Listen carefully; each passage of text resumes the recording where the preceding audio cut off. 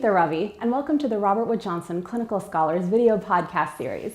Our guest today is Dr. Kavita Patel, Managing Director at the Engelberg Center for Healthcare Reform at the Brookings Institution.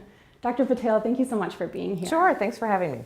I'm just going to cut right to the chase and ask you about your predictions for the ACA given the new midterm elections. The fate of the Affordable Care Act and parts of it are going to be kind of dictated by this next Congress in battles with the White House. So the president is probably going to be forced to use his veto pen for the first time in 6 years. We've heard you speak really passionately about the importance of messaging, especially with the ACA rollout. And I was wondering, looking forward now, how you would change the messaging, or if you have recommendations on what would make it stronger to really convey. The messaging has to be around what healthcare really is. It's a black box to most Americans right now.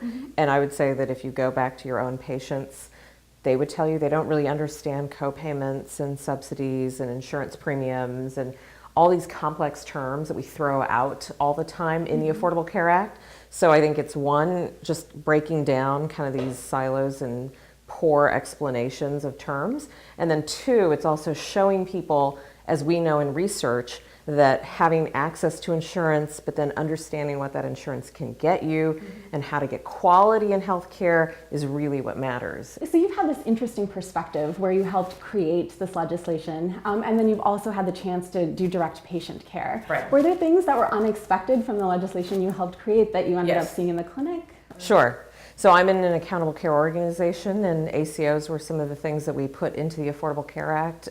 If you're in an accountable care organization, it's supposed to be basically a way to ask your primary care provider, your main doctor, to be kind of cognizant of your total cost of care as well as the quality of your health care as an individual patient.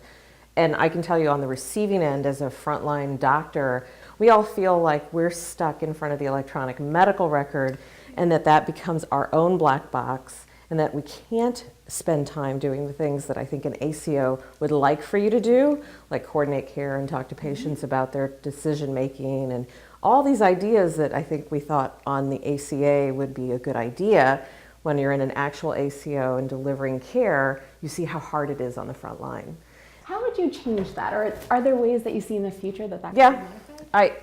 So the best way to change anything is to really kind of lead from not just the top, but from the ground up. I would actually say we should be looking more towards kind of community-based practices, smaller academic institutions, places where there's not so much institutionalization and ego about it, and then we can change culture.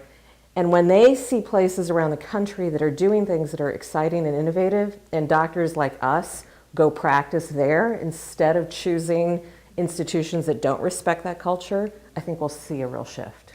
Thank you so much for your perspectives, Dr. Patel. We really appreciate it. Great. Thanks for having me. Thank you. And thank you so much for joining us.